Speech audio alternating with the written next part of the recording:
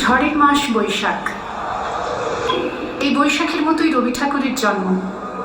সোনার আশ্বিনে নয়, হিমের রাতের অঘ্রাণে নয়, ফুল রাঙানো ফাগুনে নয়, এই খর ক্ষিপ্র বৈশাখেই তার জন্ম।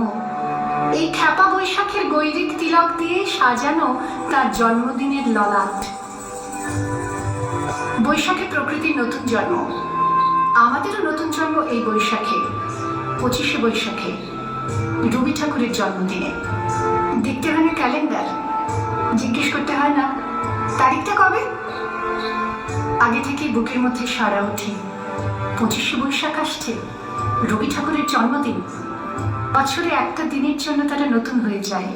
চারপাশে নীলে লালে সবুজে হলুদে রঙিন ফুলের আলপনা, মাঝখানে খয়েরি রঙের সুতোয় রোজ দুপুরের না ঘুমানো চোখে কাজের ক্লান্ত অবসরে বোনা হয়ে চলেছে সেই 4টি লাইন।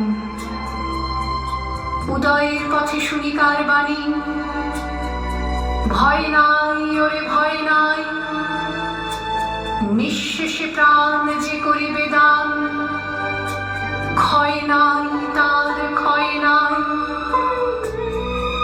শুধু কি সূচি কাজে? না, বিদেশকে চোখের সামনে দৃষ্টান্ত করে রাখার আন্তর্জাতিকতা রবি ঠাকুরের। আমাদের সংস্কৃতিকে মাটির কাছাকাছি এগিয়ে নিয়ে যাওয়ার সংকল্পে রবি ঠাকুর। আমাদের সভ্যতাকে দানবের হাত থেকে ছিনিয়ে নেওয়ার সংগ্রামে রবি ঠাকুর। আকাশে, মাটিতে, মনে এত যে বৃষ্টি পড়ে, তার ছন্দ রবি ঠাকুরের। এত যে ফুল ফোটে, তার গন্ধ রবি ঠাকুরের। তাই প্রতিদিনই তার জন্ম, কোনো দিনই তার মৃত্যু নেই।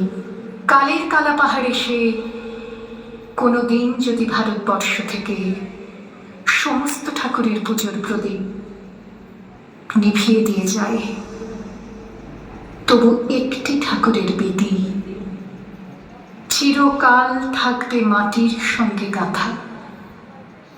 কোন ঠাকুর? রবি ঠাকুর। রবি ঠাকুর।